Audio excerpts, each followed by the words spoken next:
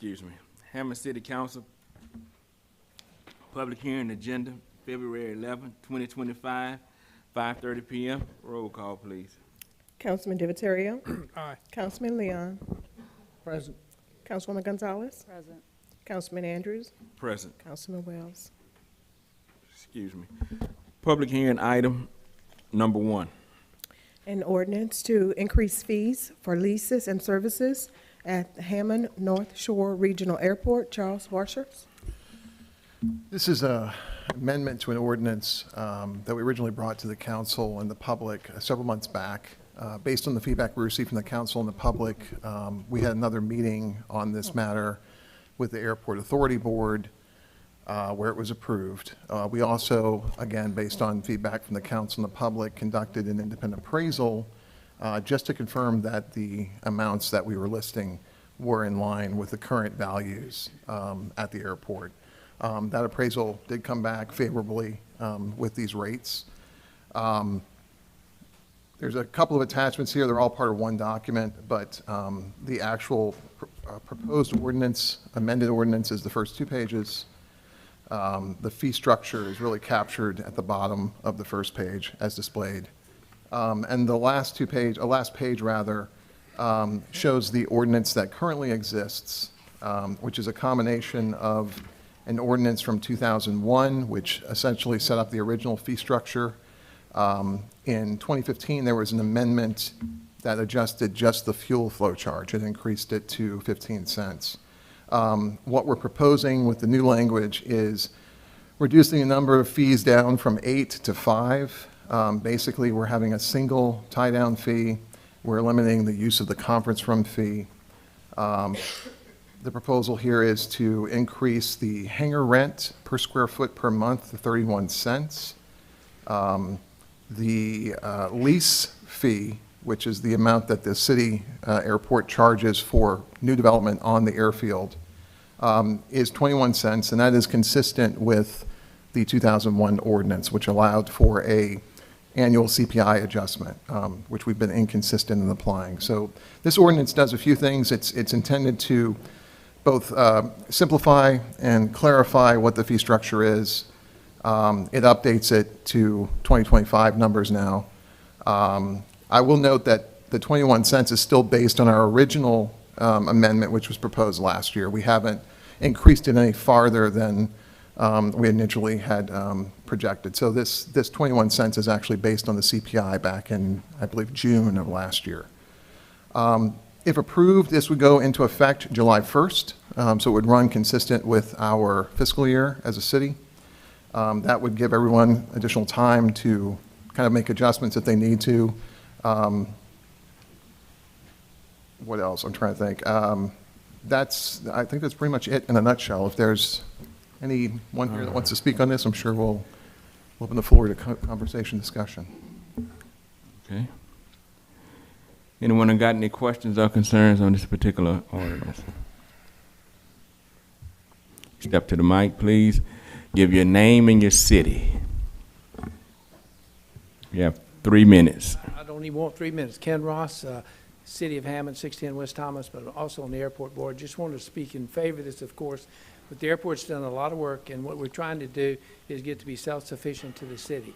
Instead of not having enough operating budget and then coming back to you guys and saying we need supplementals to do it, the longer-term plan is we now have exciting growth out at the airport is to make this self-sufficient where we can operate in the black on our own, don't have to come to you for money, and we're trying to keep this in line with our competition, which is what that appraisal said, and these fuel flowages and these rates per hour would just take a giant step forward.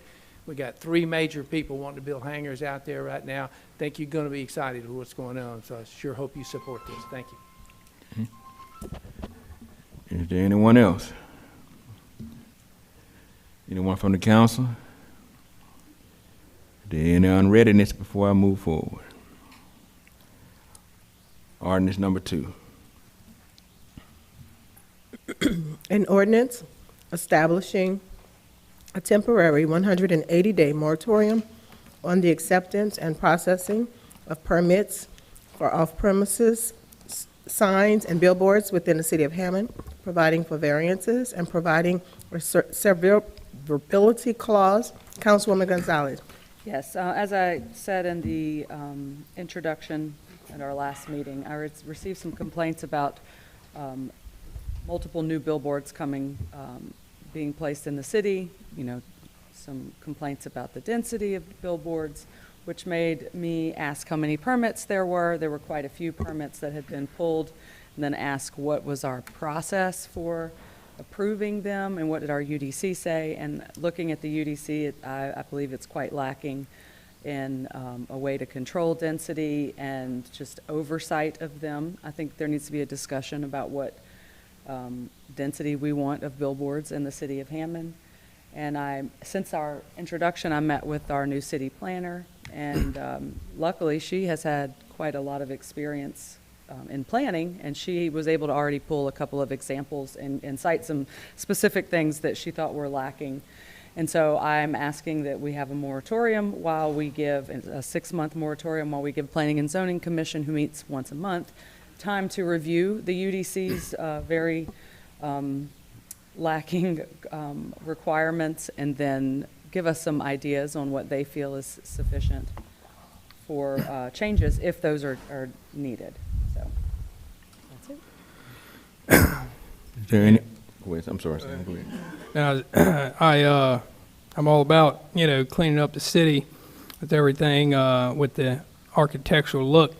But, most of those signs in my district, and it's crazy that I got no calls from any of my residents about the billboards, but I've gotten non-stop calls about a purple building in the middle of the city in my district and a bunch of signs lined up on Highway 190 off the interstate, just poster signs. So, it's while we're looking at this, I think a pretty big, priority should be looking at maybe an architectural committee put together, since it seems like, I got a yellow building, purple building, all in my district on main intersections or 4-lane highways, and it's kind of, it seems like there's no restrictions, no thought process, I guess, on that. So I think we definitely need to get together on some improved permitting for maybe even layout, design, architectural footprint enlarged. I know downtown has a lot of restrictions. They have the highest values in the city. So I think we really need to, especially in my district, really look at improving the codes and layout, design, and appealing when people are coming in the city. So that might be something I'll get with you on, Andre, maybe looking at improving that. I don't know if you have any suggestions on that or not.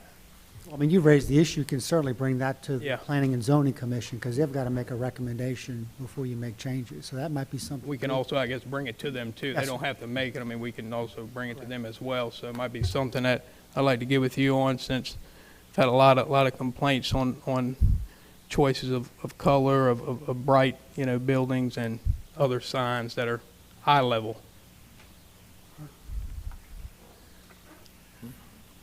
Anyone from the public on this item?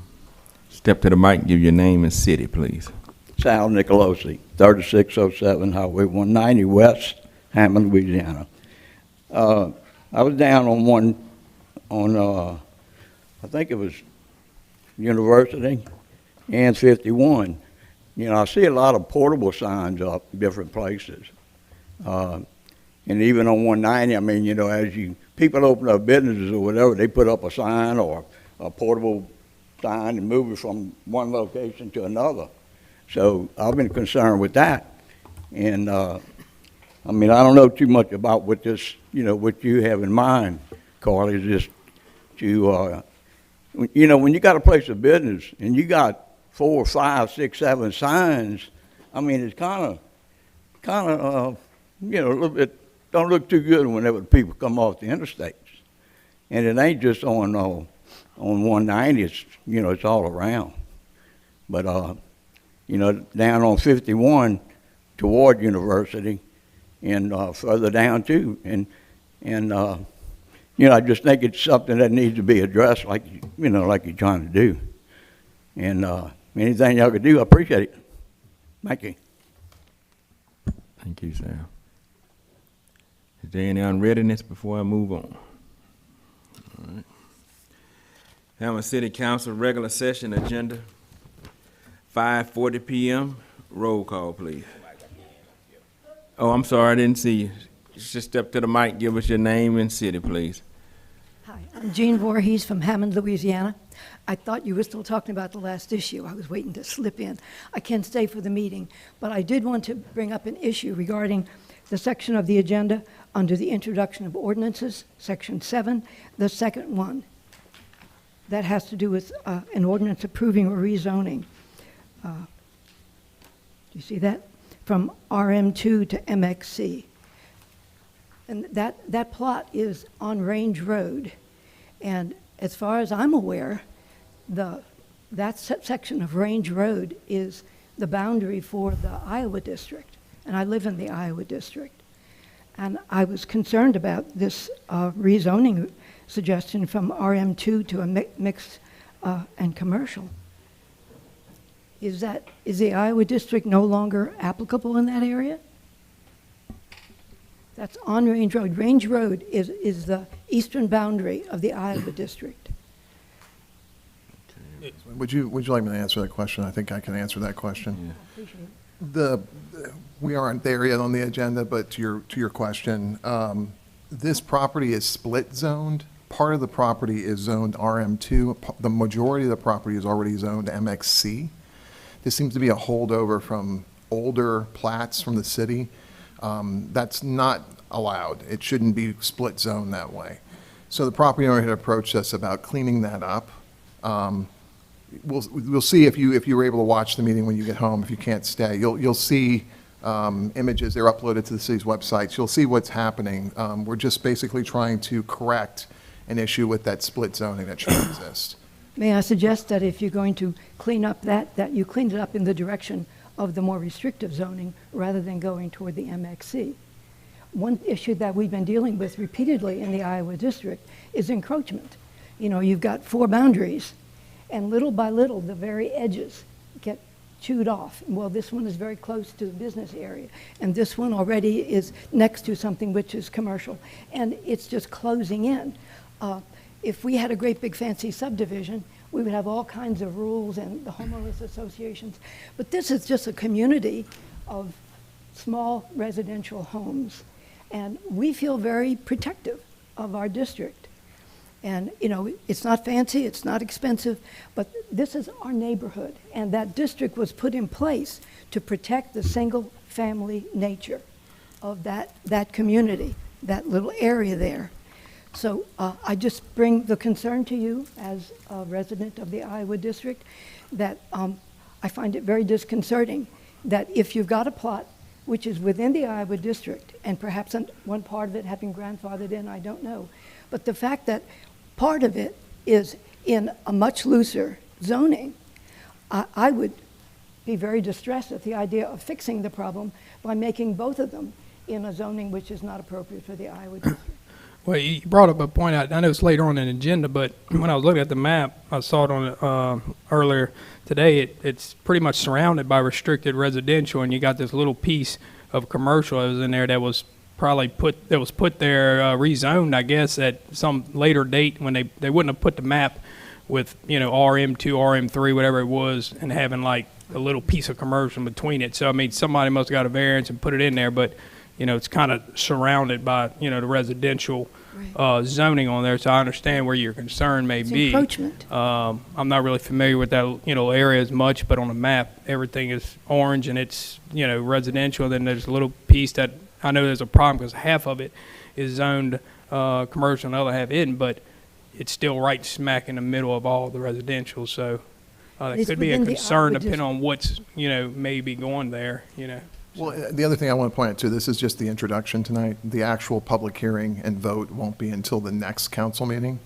So there'll be time if you have concerns to convey those to the council, your council member, or to the planning and zoning department. I'll speak a little bit more about what's going on here when we introduce it. But yeah. Thank you, and I appreciate your time. Excuse me. Okay. Hammond City Council regular session agenda, 5:45 PM. Roll call, please. Councilman Andrews, Present. Councilman Wells, Here. Councilman Divatario, Here. Councilwoman Gonzalez, Present. Councilman Leon. Present. I'm gonna ask Elder Matthews to come up and give us our prayer tonight.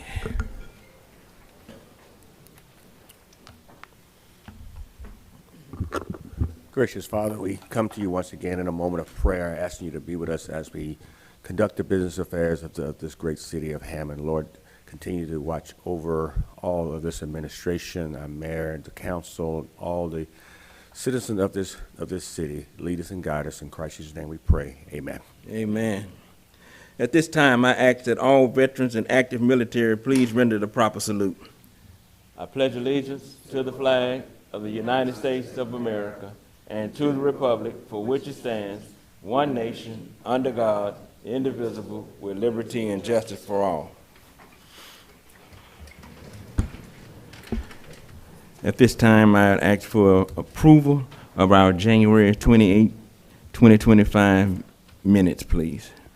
Make a motion to approve. Second. Councilman Leon, Aye. Councilman Andrews, Aye. Councilman Wells, Abstain. Councilman Divatario, Aye. and Councilwoman Gonzalez. Aye. Final adoption of ordinance number 1.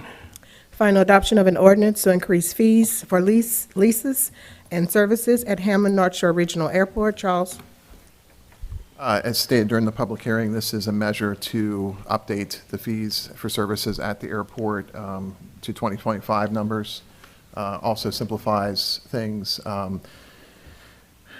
Explicitly states that the current land lease is 21 cents a square foot. It increases the hangar rent per square foot per month to 31 cents and adjusts the fuel flowage charge to 25 cents. It would become effective July 1. Again, it was supported by the Airport Authority at the second meeting and has been supported by an independent appraisal conducted at the airport. Anyone from the council have any questions or concerns on this item? Anyone from the public? Step to the mic, give your name and city, please. Good evening, Mr. Mayor, the council. May it please the President, I rise tonight because I have some concerns about this ordinance, as well as the other aviators that I have in here. Number one, as Charles had mentioned that this was done based on appraisal.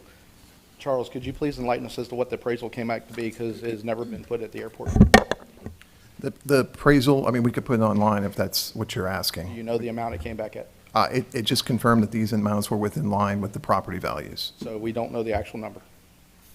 We asked the appraisal to do an appraisal of the airport values and then to tell us whether these numbers, particularly the lease amount and the hangar rental amount, were in line with those appraisals. They confirmed it were. The second thing I have is you said this will go into effect July 1st, meaning 4 months from now. At the first time I spoke at this council, I presented to you this letter from Tony Michelli that said that the rates be increased to 25 cents starting last July. Mr. Mayor confirmed that this was done in error by Tony Michelli. However, this is still being collected to this date at approximately $10,000 a month.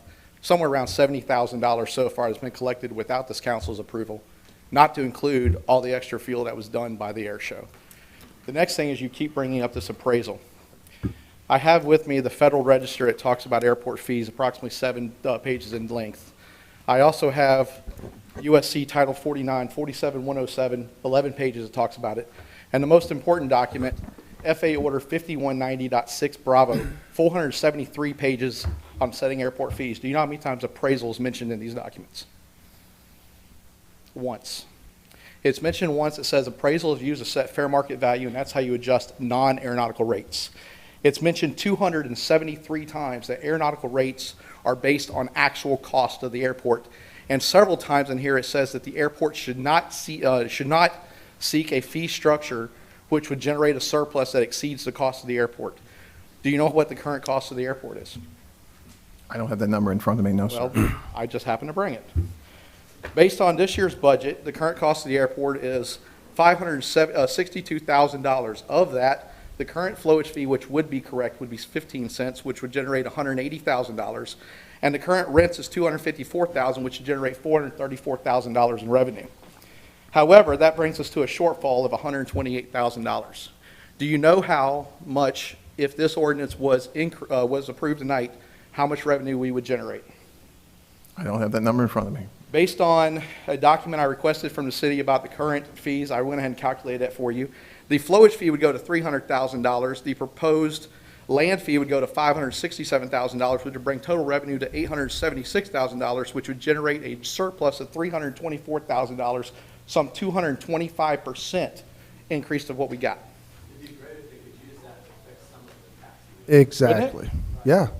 So So all this extra money that we would have would go into the airport Well, infrastructure. there's also a $750,000 FAA grant that's given every year to do those major projects that would also do things like the lighted nav aids and all this. We're talking about general maintenance here. Of that budget, $434,000 goes strictly to payroll and personnel, which leaves $158,000 that goes to maintenance. You would have to increase your maintenance by 306% to meet the budget proposal that you got to not violate the FAA instructions. That almost might be adequate, but we don't know because we don't know the cost.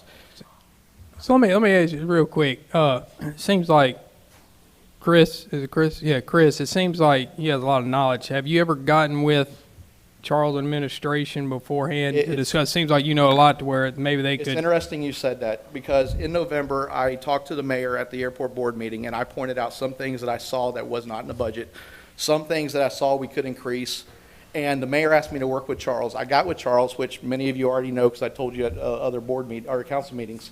And Charles asked me to put together what I thought was a plan, which I did. I gave that to him in December. That plan increased the budget by 50% in maintenance. It added 12 new line items. It gave a reserve. It gave a contingency. All that would have been solved while also getting approximately 75% of the people in the airport, because I solicited their opinions too, as a buy-in. I gave that to Charles. We were supposed to have a conversation his first year. It never happened. The only time I knew about this was I happened to get a YouTube message of a video I might be interested in, and it turns out last council meeting where it was introduced. When I emailed Mr. Charles about why was that, I thought we were going to get together, crickets, never got a reply. I did reply. I emailed you twice. The first one asked you about the meeting, which you said I was misinformed. And when I said I thought we were going to get together with a unified solution, you didn't reply to that one. The bottom line here is the amount of money that we take in from that airport is not enough to sustain the things that we need to get done at that airport. So no matter how much money we make over what the budget takes in, you know as well as anyone that we will spend that money on maintenance and future improvements at that airport that we so dearly need. Do you not agree with that? It's not that I don't agree that maintenance needs to be done. It's not that I don't agree. Well, Mr. Mayor, if you're going to ask me a question and you're just going to throw your hand up like you don't want my answer, I'll just address the board. It's never good enough for you, The Chris. problem we run into is it's not that we don't have enough money. It's the fact that we got a lot of revenue diversion that's going on at the airport that no one's talking about. We got people on the airport that's not paying anything to use the airport while you're trying to tax the crap out of the people who are out there trying to do businesses. That's the problem we got. If you would solve your revenue diversion, you would generate another $120,000 a year without raising the first fee. One other thing, the appraisal. Did y'all, Kip, did you get a copy of the appraisal? I didn't get it. Did you? I have never seen it. I watched the video. He mentioned it. That's why I asked him. I've never seen the. Did the board, I think there's a lot of board members here tonight, did y'all get a copy of the appraisal?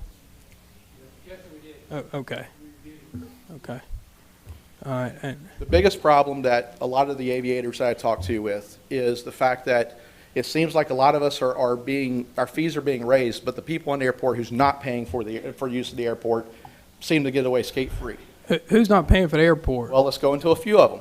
If you go into 5190.6B, it says that use of the airport by government entities that are non-aviation must be charged fair market rate, which is the appraisal you talked about, non-aeronautical use. I've seen 9 different police departments out there using the airport as drivers training on the old ramp. The fire department uses it as fire training back there. They got 2 vehicles burnt behind the T-hangers. They're not being charged to use it. You mean our police department? Yeah, Our fire department? What the order says is you transfer the money that they would normally pay from one budget to the other. I know you don't agree with it, it's just what this says. But you also got Slidell, Covington, St. Tammany, Washington Parish, all of these are using the airport as well. All right, it doesn't say that, it doesn't say you can or you may or you want. It says that they are supposed to pay for market rate. But then you also got an air show or a car show that's coming up March 15th that's closing off the ramp. That's non-aeronautical use. That's money that goes into it. The air show, that's a big one. The air show, there's no airport I know of that has an air show that has money problems. All right, to my knowledge, the air show doesn't pay a land lease at all, and they rent out 700 acres for 3 days. They rent out two days that they have the gala dinners. Pete, Mayor, do Which they, is- do they which rent it is- out? I'm Do they, sorry, do go y'all rent it out, the No. foundation or whatever, the air show? No, like every other festival in the city of Hammond, it brings and attracts, just like the Super Bowl, it brings and attracts people to our city who comes and enjoys our city, restaurants, retail, and what have you. That And would then be they, and then fine they if it was donate a the money to festival. charities in our city. I'm No so, one- like, I feel like we're No being. one with kind- this air show makes a penny. No one gets paid. Okay, let's get to what I've heard, like the things that you've said, which potentially we should have an issue with.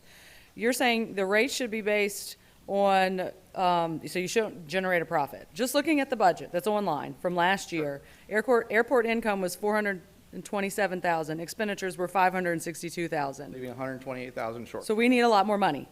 Yes. Why are you saying these rates are not a good thing to do? Because it's going you to don't. generate $300,000 beyond the current costs. Which we will spend quickly. There is so on the much that airport can be itself. done out there. I mean, we get complaints that there are things not being done. When- How can we do that? If, a big problem with this council is we don't want to spend city tax dollars that we can spend on sidewalks and drainage and all the things that everybody wants us to do. We don't want to spend that on the airport.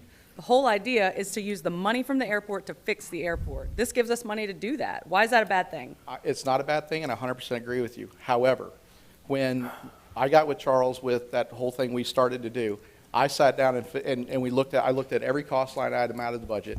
I added the ones that from my experience in airport maintenance, I saw missing. And I could not justify a rate higher than 17 cents a square foot on average for everybody. The problem isn't the raising of the rate. The problem is where you're going with the rate and who you're not charging what you should be charging. If you apply that fairly to everybody, it should be 17 cents a square foot, and you would 100% pay for the current cost. You would 100% pay for those things that I identified that we're not paying for, which I was wanting to have a conversation with Charles about anything I may have missed that would never happen. And it would also put a contingency plan of 13% for grant matching and for contingencies, and you wouldn't have to come to you for those other things. And when I sat down and figured that out, based on my experience at airport maintenance, I've got 18 years in aviation, 15 years in airport maintenance. I've got five aeronautical degrees in this. When I sat down and figured that out, it came out to be 16 cents a square foot, and it 100% paid for itself. It did not generate a surplus like you're going. And when you look at the FAA order, it literally says that you cannot set rates that are higher surplus, and it also says that generating a surplus will generate an FAA inquiry. But there won't be a surplus because we're going to use it immediately. We're Correct. going to go into a tax and then spend. It's not so much about the first year. You cannot continue to maintain an airport and constantly buy the same things over and over again. You're right. The first year, you'll probably blow through the money. What happens year 3, 4, 5, and 6? We when now you're continue to make generating surplus? improvements to the airport. And so say we set it at 16 or 17 cents. We're back here in 2 years because everything costs more and all of a sudden there's more usage and y'all got to ask us to raise the rates once again. And we do this for another 4 or 5 And months. that's the part of government that you raise the rates as it happens. Correct. I don't- We're repairing That plan- runways, we're repairing taxiways. In the future, we'll build a new taxiway to the northeast side of the airport to hopefully maybe expand the airport. And- There's and always that's a great told thing. That plan I told you about. Look, customs occurred fixing controls twice the number of panels and we fixed this supports year. the entire Gulf of Mexico, right here from Hammond, along with Florida. It's Gulf of $1. Mexico, Mr. Oh, yes, it It's is. going to America. Also, you're right about that. Glad I can make you laugh. Also, the Blackhawks, they control the largest training facility for air traffic controllers for Army National Guard in the nation. Look, We charge them the same. This I is mean, not about you're getting saying up we in should here charge- griping. This is not about getting up Right, here right. griping about an increase. What this is getting up in here, being the voice of the aviation community, which I've got probably a third of the audience in here. That's fine. Sir, That's if fine. you need to speak, I need you to come to the mic. When Yeah. we sat down and figured this, everybody asked for fairness. Everybody wanted everyone to be charged equally. They didn't want somebody to not be charged, like Homeland Security that pays $1 a year for 450,000 square foot plot. That's a good thing. The order says, It's a great The thing. order says they got to be charged fair market rate like everyone else. Yeah. Okay, that right there is revenue diversion. There's only 2 exceptions in the order. One is for FA-owned stuff for use for navigation, which must be provided for free, and the other one's for military that can be provided at a less than normal rate. I didn't say anything about the National Guard, Aaron. What I did say was there are some people that are being charged ridiculously low. There's other people that are being charged differently. It's not ridiculous. Who are in the same And you know it's not ridiculous. You pass the cost on to the folks you're renting space to in your hangar, don't you? You're right, but there are some people on the airport. And we don't that aren't being dictate charged what the your same. rates are there. There are some people on the airport who's not being charged the same, and the only thing that people want is fairness. All right. Chris? I am charging more for that one, but that's not the point. Okay, I think you made, I got your point right now. We want to be fair across the board. Okay, is there anyone else that wants to speak on this? Well, I think, just I want to say what he was, I think, from my understanding, I don't think you're against the increases. I just think it's the process and the whole thing. I'm a little disappointed. It'd been nice if Charles and Chris would have been able to get together beforehand, and it might have been, we may not have been here today because it seems like he's got some knowledge on a lot of issues that may be useful that could help out, with a process that may not have any, federal guideline issues. It sounds The good. major issue I got here is we keep talking about an appraisal, and there's nothing that says you go on appraisal. There's nothing that says you compare to other people. What it says is you look at your cost, and whatever your cost is, that's what you charge. We haven't sat down and figured out our cost, and that process you just mentioned, Sam, is very simple. You figure out your cost, you subtract your non-aeronautical usage, which subsidizes your aeronautical, and what's left is paid for by the vendors between flowage fees and hangar fees. We haven't done that process. We threw a number against the wall to see what stuck. We did not throw a number against the wall. We did exactly what you asked. We had a survey. It was reviewed and accepted by the board. But the We had survey conversation only with you, does but we know where the non-aeronautical conversation goes when we get with you. You're very technical. I can appreciate that. But to the point, you're not necessarily on board with what's fair and what's not. Seriously, you know where you want this airport to go. We've had conversations about that. This airport to expand and to extend runways and to replace So taxiways. Not fair. So you're saying it's perfectly fair for a private entity to have an air show that generates millions of dollars over a weekend, uses city police as Millions? private security? Well, based on your numbers, Mr. Mayor, that you said in the thing about how many cars you parked, how many tickets you sold, it's not hard to It's do the not math. millions, my friend. So Okay. your math is wrong there I'm saying also. the organization, they pay $0 to use the airport. I don't care if it's a festival or not. I don't care if it draws another. This here says they got to be charged the same as everyone else. And when you do that math, it's $56,000. And you want to charge every festival in the city of Hammond that happens. We're not talking- You want to charge our fire there's one department, thing- you want to charge our police There's one department. thing that Ms. Carly and I other probably departments agree as on, well. and that is law is very specialized. Airport law is different than festivals inside. Airport law says all money needs to stay inside the airport. You can't do what you do with other festivals. If someone uses the airport, they got to pay for the airport. That's anybody. Lottie-dottie, anybody, they got to pay their fair share. That's what this says. It says everyone must be paid the same. It even goes in here about about the types of non-discrimination that you can have. Things like property that's more valuable than other property. But you also got to justify that based on what differences are there. Which You is the can't just very say- reason why this board will be bringing up a new committee to get with a new master plan to decide which areas are worth more than other areas. And that would be great. Well, I already I mean, proposed work with that us. to You've Charles been when I gave him trying the to first work. thing. I didn't say what I proposed was perfect. I wanted to have that conversation. Him and I had multiple conversations out here till midnight, only to find that we're here proposing the same thing because of a rushed board meeting that Devon was at. If you think that board meeting was a public hearing, that was a dog and pony show. I ain't never seen that many people in one building, and it was already decided before some very, very good comments that were made. And Aaron, me and you are always welcome. But we disagree on this one.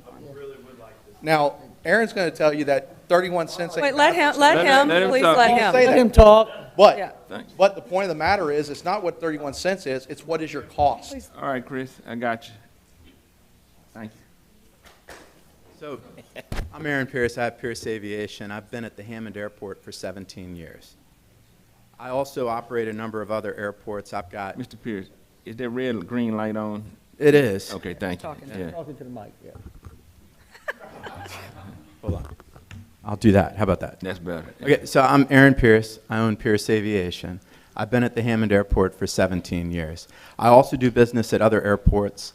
I have aircraft based in a variety of airports, Orlando Executive, Dallas Love. I manage aircraft and repair them and fuel them. The changes I've seen at the Hammond Airport during this administration have been amazing. It makes it a fair and equitable place to do business, which is what everybody wants.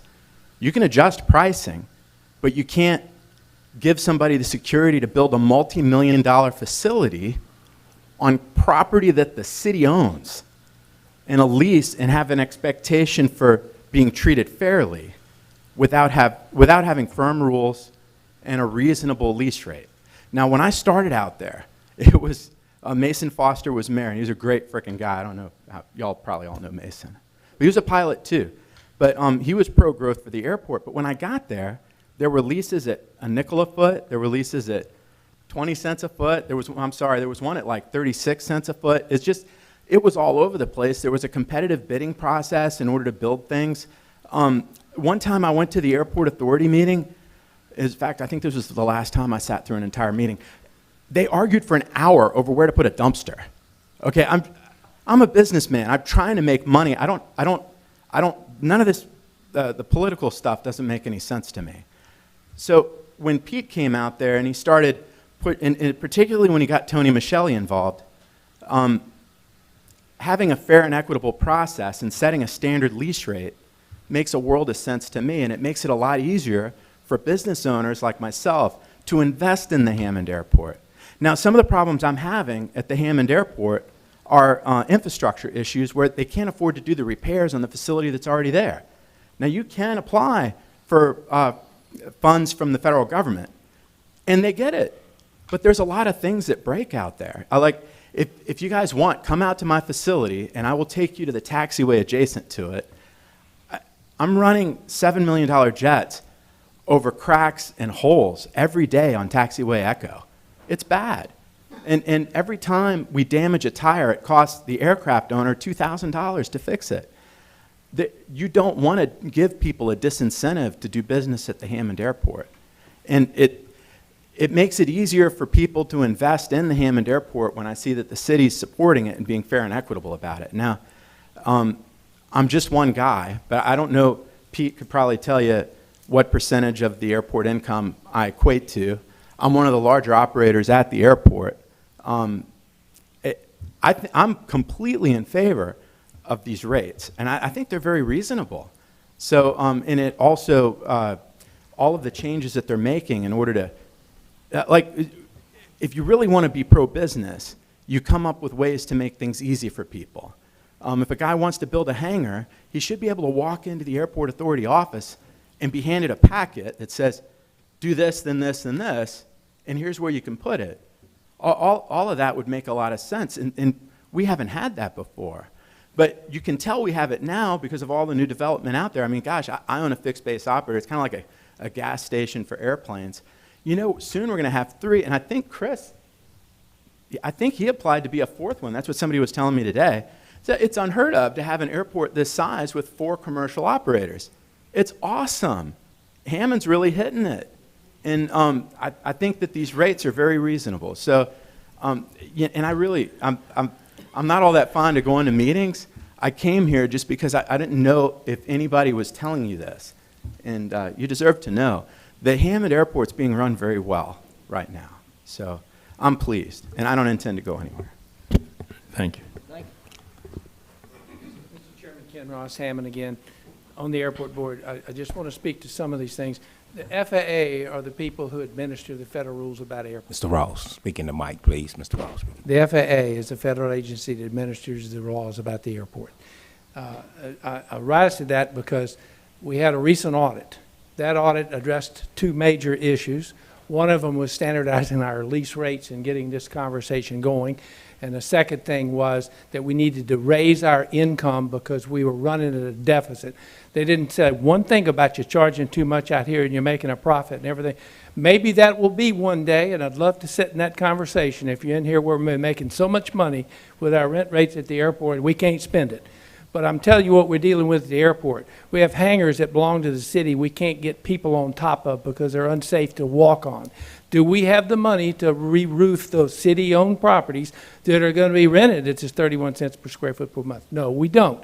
We need to generate the revenue to do it. So we're not in here begging for money from you guys, as one of the council members mentioned. We ought to be self-sufficient. We're a long way from self-sufficient. We need more money to operate this airport with. We're a long way for we're going to be making more money than the FAA is going to be. They didn't even raise that issue. So I just say we're on our way to what we need to be doing. Thank you. Mr. Ross, ask you a question, please. Look, I heard him say something about appraiser. Did y'all get a chance to see? We did. Mayor, I don't know why the appraisal is not in their hands. Yes, we got, it's probably a 25-page appraisal, commercial appraisal, did all the things you see appraisers doing, comparing it, and it came down to the paragraph y'all look for in appraisers. It says, what's the fair and what is the appraiser's rate? That 31 cents per square foot per month for hangar rental and the 21 cents per square foot per month in land rental is exactly the appraiser's number that we have in writing.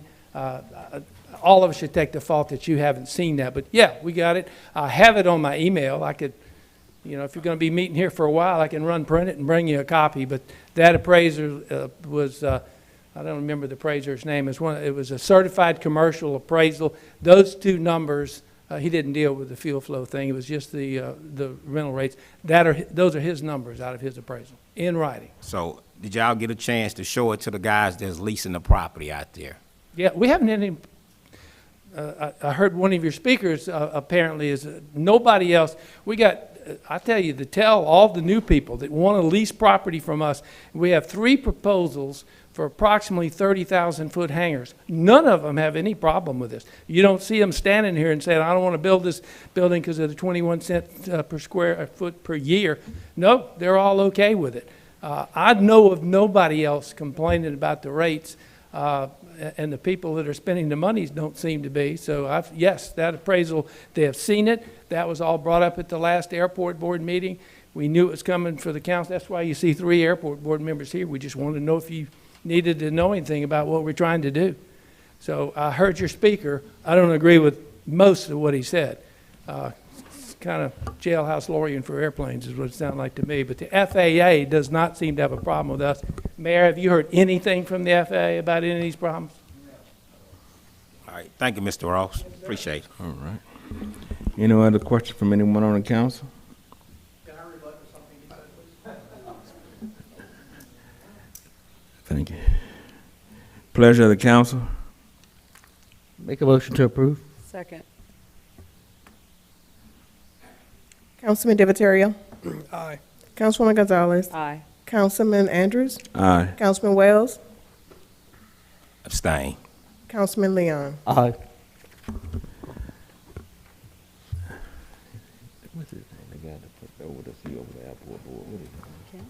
Mr. Kent, I have a question for you before you leave. And it's just a general question. That book, some of the information he was reading from, do you guys have that same book Sure. that you have to refer to when y'all making decisions? Yes, we do. There's a couple of things on that. One of them is Federal Register has all of those, and they're very detailed regulations. FAA is the one that makes sure we're applying with all of those. And I'd invite your former speaker, anybody can make a complaint to the FAA. If that citizen thinks that the Hammond Airport's not being administered in accordance with the FAA, the thing to do would be to call the FAA. We've brought these issues to the FAA, including these rates and including what we're doing. They have, how that comes down is their local administrator for the FAA for this region. We run that through the FAA, and they have no problem with this. We also have a consultant contractor on staff that works any issues we have like that. Are we doing anything? We can't take a risk with the FAA because we get 80 to 90% matching funds for almost everything we do. Hammond doesn't pay for, it pays somewhere between 10 and 20% of most of the major taxiway improvements and all those sorts of things. We just have to do around the edges. If we got crossways with them, they would stop funding. They're not stopping funding. I would invite your guest to complain to them and see if he can convince them that they're not administering their rules right. They're happy. Okay. Well, that, Oh, well, well, that answers obviously that. we'll hear more, but that's their job. Okay, well, that answers my question. Thank you. Mhm. All right. Final adoption, number 2. Final, excuse me, final adoption of an ordinance establishing a temporary 180-day moratorium on the acceptance and processing of permits for off-premise signs and billboards within the city of Hammond, providing for variances and providing for a severability clause. Councilwoman Gonzalez? Yes, as stated in the public hearing, this is to basically put a pause on new off-premises signs and billboard permits in order to give the planning and zoning time to make some review and changes to our UDC. Anyone in the public have any questions or concerns on this item? Anyone from the council? Is there any unreadiness before I move forward? Pleasure of the council? Motion to approve? Second. Councilwoman Gonzalez? Aye. Councilman Wells? Abstain. Councilman Andrews? Aye. Councilman Divatario? Councilman Leon? Aye. Introduction of ordinance number 1. Introduction of an ordinance to approve a front-facing variance by Jacqueline Howard for repositioning of a new mobile home from LA Restore concerning 110.5 East Stovall Street. Charles Barsha. So this is just the introduction. There'll be a public hearing on this matter if it's introduced tonight by the council at the next council meeting. But briefly to summarize, the property owner currently owns a smaller trailer, which does face, it sits toward the rear of the property. It does face East Stovall Street. She has secured basically a Louisiana Restore grant to purchase a new trailer. That trailer is a little bit larger and won't fit in that same orientation. So this is already an existing property with an existing mobile home on it. She's asking for a variance, which would allow her to put the new mobile home so that it runs lengthwise with the property so it fits. Okay. This went before the Planning and Zoning Commission. It was approved. It'll be recommended to approval by the council. Okay. You see it's in your district, Councilman Will? Yes, sir. Yes, it is. I already met with Ms. Jacqueline. We done talked several times. Thank you from frowning, bringing it, putting it on the council meeting. Okay. All right. Anyone else on this particular item? Any unreadiness before I make a motion to move forward? I make a motion to introduce. Second. Councilman Divatario? Aye. Councilwoman Gonzalez? Aye. Councilman Leon? Councilman Wells? Aye. Councilman Andrews? Aye.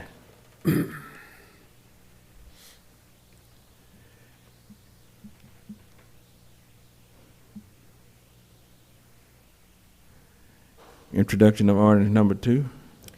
Introduction of an ordinance to approve rezoning by Demetra Carter from RM-2 to MX-C in accordance with the preliminary plat by Bowden and Webb, Inc., dated 12/13/2019, concerning 508 South Range Road.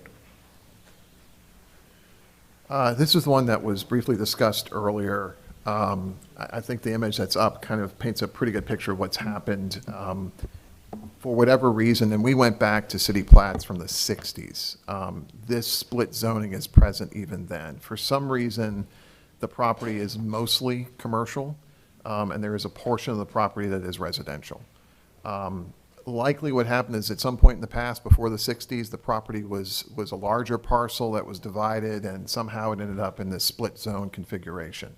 MXC is allowed on corner lots like this. The property owner is interested in solving the split zoning issue because as long as it's split zone, she can't do anything with the property. And so the recommendation from the Planning and Zoning Commission was to go ahead and rezone it all MXC, which is the majority of the parcel. Again, this is just the introduction tonight. If it's approved to be introduced, it'll be before the council at the next meeting for public hearing and vote. Charles, can you pull up the history on that before the next meeting on seeing like if that was a rezoning of that piece?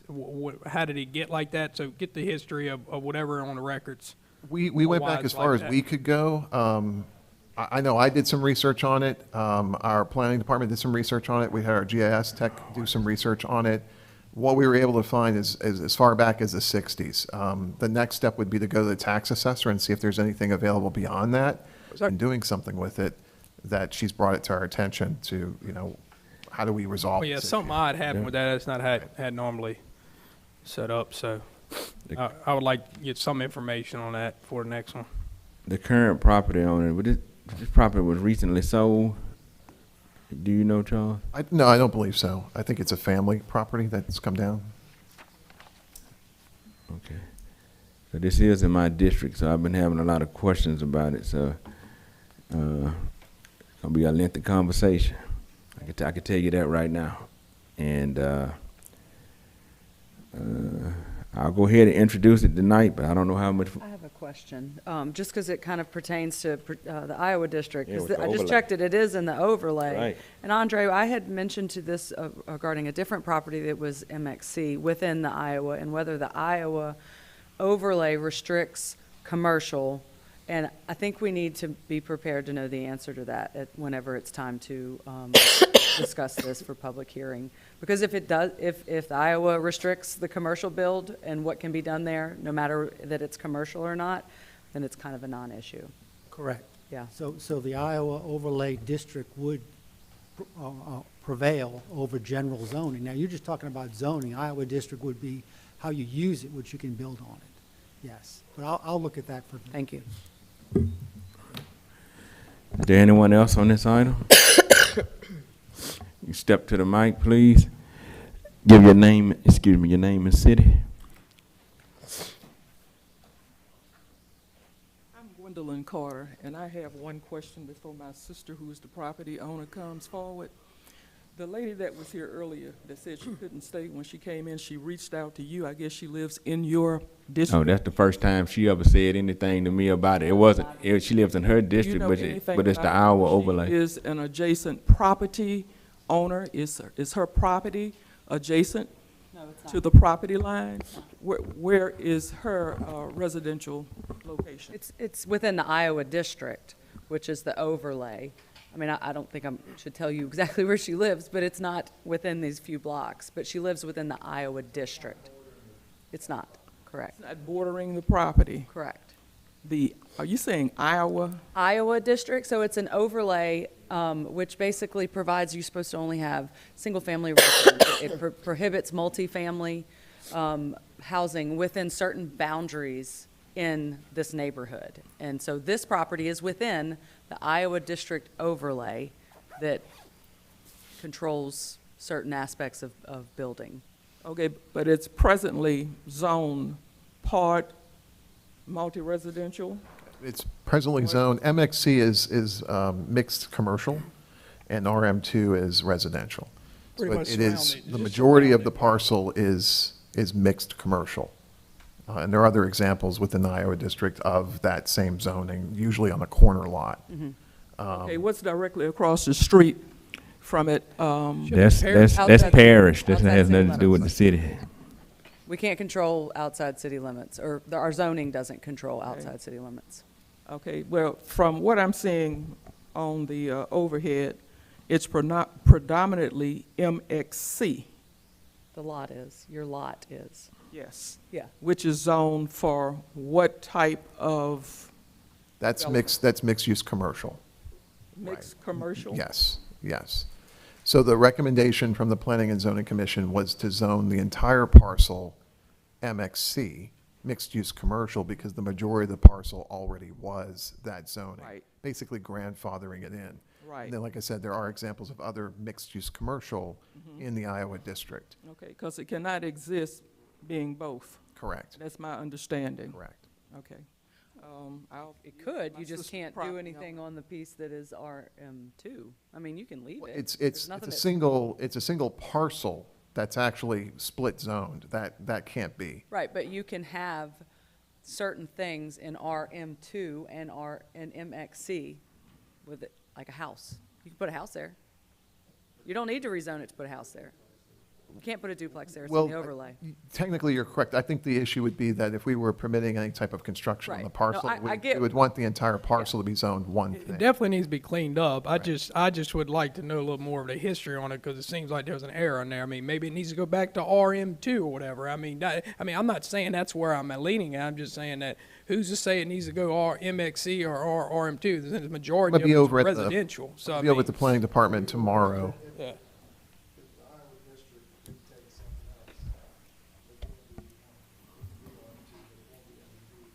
I think the Yeah. current property owner would have some say in the zoning, what they would prefer on their property, since it's predominantly already MXC zoning.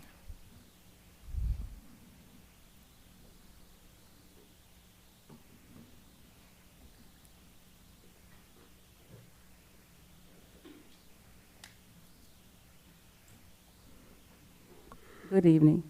My name is Demetria Carter, and I am the owner of the property at 508 South Range Road. Now, before this purchase was, well, let me go, try to keep it short.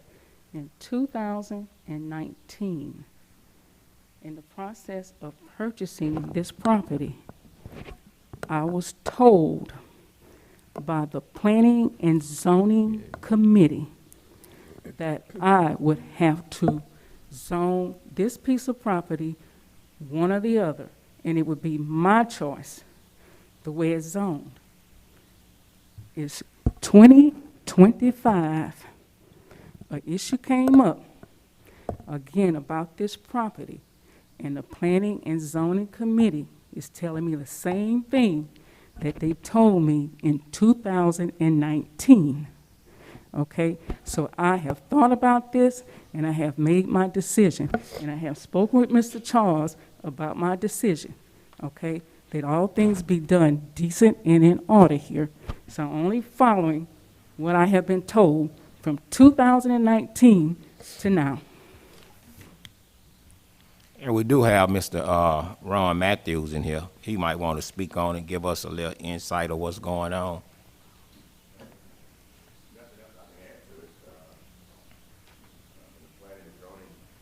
Commission, we looked at this application. We also looked at the fact that in our district, overlay district, there are multiple situations just like this. And corner lots with MXC is not unknown. It's several other applications such as this. And in the process of making a recommendation, it was purely made based on the fact that the majority of this property was already MXC. And the path forward we thought best was to make the entire property MXC. That was our decision. Thank you, Mr. Matthews.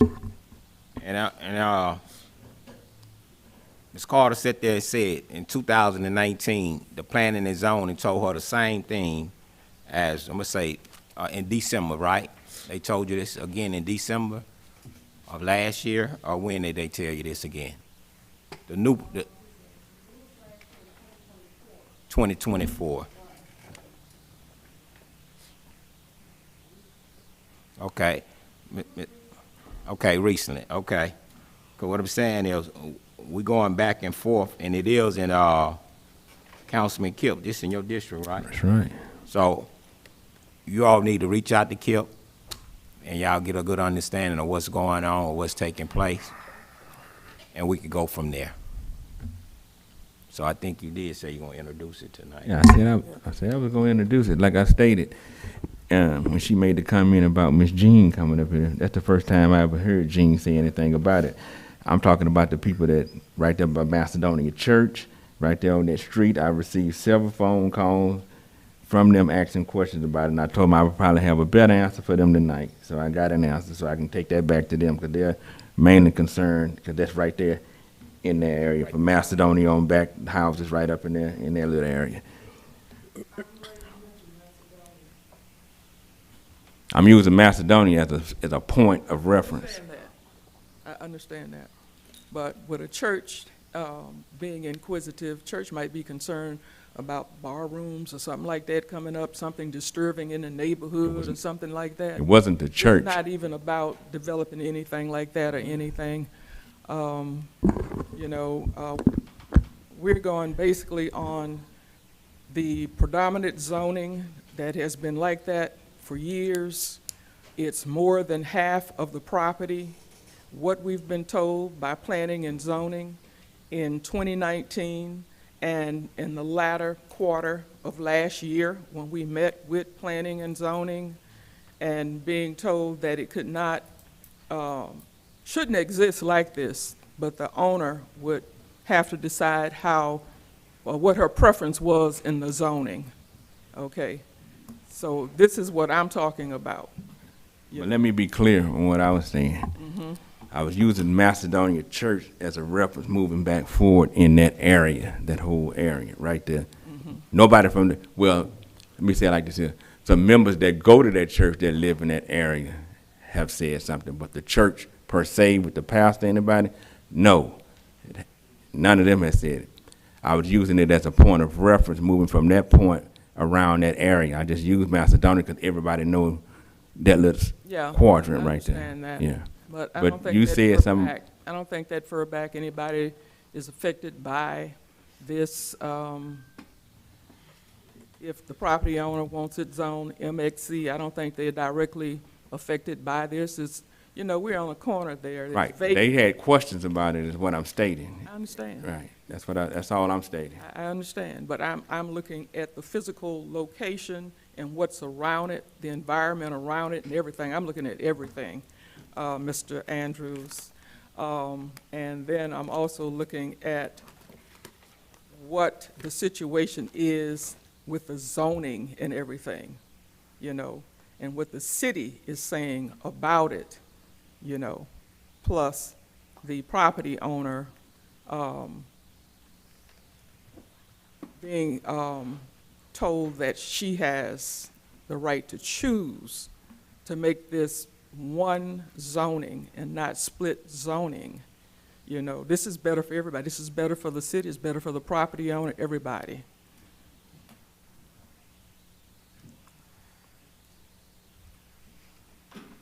All right. I made a motion to introduce. Second. Councilman Wells? Aye. Councilman Andrews? Aye. Councilman Divatario? Councilman Leon? Aye. Councilwoman Gonzalez? Aye. Resolution number 1. A resolution to authorize the Hammond Regional Arts Center and its approved merchants to serve, sell, and otherwise handle alcohol during the Art of Cocktail event held on Saturday, May 10th, 2025, from 6 to 10 p.m. The event boundaries are East and West Robert Street, North and South Cherry Street, East and West Coleman Street, North and South Magnolia Street. The cocktail tasting event is hosted by the Hammond Regional Arts Center in partnership with local restaurants and bars. Melissa Griffin. I'm Melissa Griffin with the Hammond Regional Arts Center. Generally, we would do this 8-year-old event in February. Long list of reasons why we needed to move it to May. So another little change in the event is that instead of being in our location and behind our location, it's going to be a pub stroll through downtown. So people will be able to visit the bars or restaurants where they're tasting the cocktail that the bartenders have made, so. So it's basically downtown, the perimeter's downtown. Yeah, it's the downtown district. Okay. And any bars and restaurants that are not located within walking distance are invited to be in our space. So there'll be a few people in our building. Everyone else will be in their own buildings.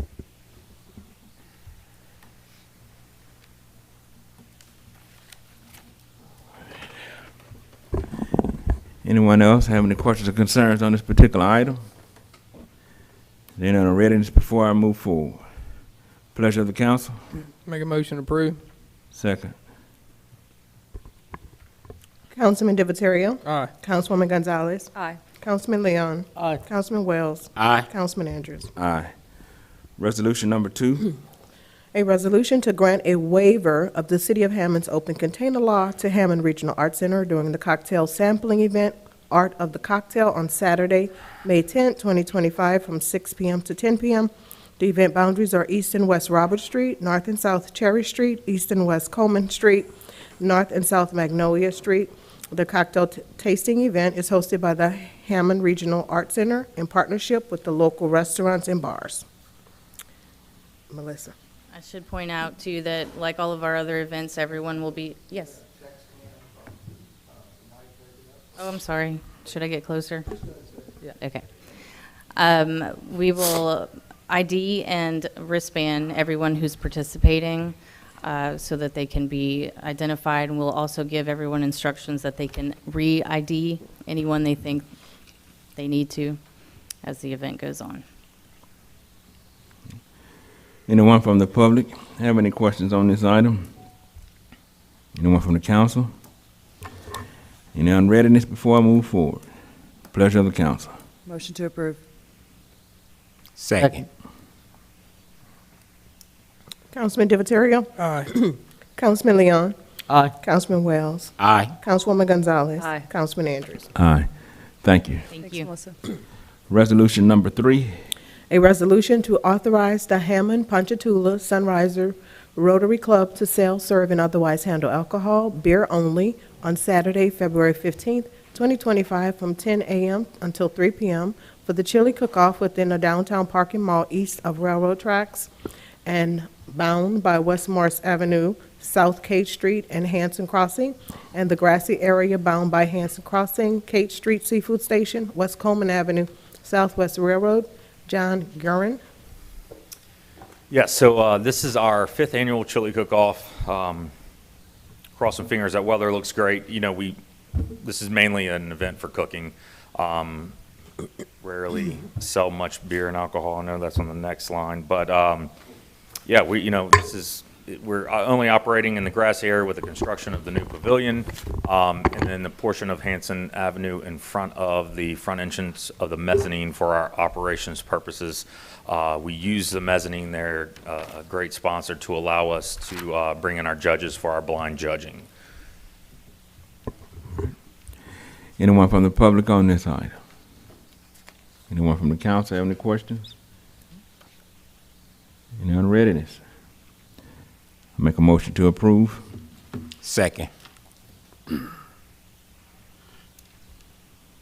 Councilman Divatario? Aye. Councilwoman Gonzalez? Aye. Councilman Leon? Aye. Councilman Wells? Aye. Councilman Andrews? Aye. Resolution number 4. A resolution to authorize the Hammond Ponchatoula Sunrisers Rotary Club to receive a waiver of the open container on Saturday, February 15, 2025, from 10 a.m. to 3 p.m. for the chili cook-off within the downtown parking mall east of the railroad tracks and bound by West Morris Avenue, South Cate Street, and Hanson Crossing, and the grassy area bound by Hanson Crossing, Cate Street Seafood Station, West Coleman Avenue, and Southwest Railroad. John Gurin? And yeah, and again, on this issue, we do check IDs as well. Again, beer only.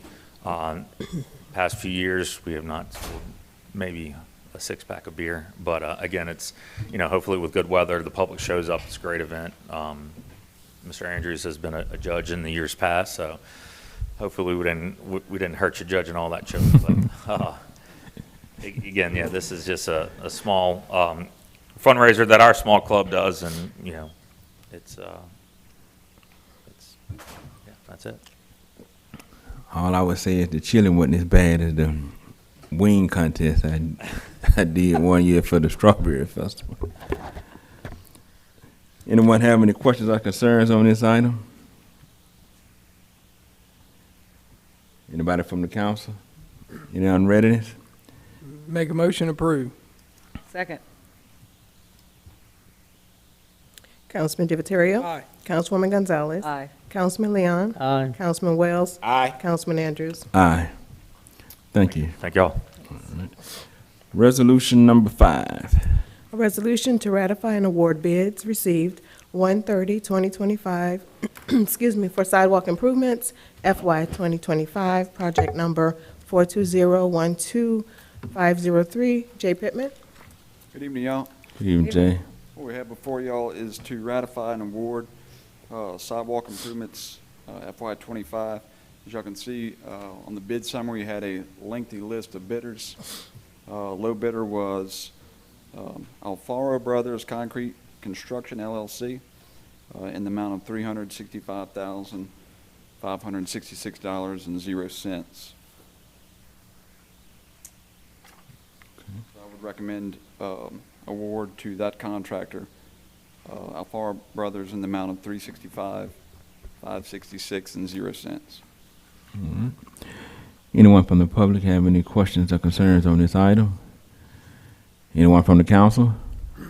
Yes. I'm sorry. Yes, I do.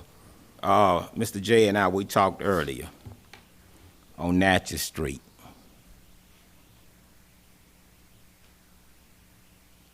You see where we at, huh? Yes, sir. Okay, then. Look, we talked about from Live Oak to Carbon Road. The measurement you gave me was 400 feet. 1,300. Okay, let's go from Harold Street. Let's go from Harold Street to Carbon. Okay. And what was the footage on that? I can't remember, Councilman. Okay, I got. That might have been the 300 or the 400. Yeah, that's the 400. I think you're right on that. Yeah, that's 400 feet. This is what's going on with this here. On that corner, they got a building. They put out signs everywhere throughout Hammond, all through the state of Louisiana, Mississippi. Heavy trucks will be going across the sidewalk. And another issue I'm having, Marley Barley, when they have events there, they parking cars there. So I'd like to take the 400 feet out of this here, because if you're gonna put a sidewalk there, that sidewalk better be at least 10 inches thick. If not, them trucks gonna break that sidewalk up and we're gonna have problems. So this is something that from this point on, Mr. J, and I know you don't have a problem with it, please let me know what's going on. If we sit here and put a sidewalk there, we're wasting money. And it's in District 3. I don't want a sidewalk there at all. Yes, sir. But I would like to use that other 400 feet somewhere else in the district, because Bob's doing a bid already. So how will we do that? We could potentially get with what you wanted to add, and then potentially, if it's a similar linear footage, then maybe we can look into adding that to the contract. Okay.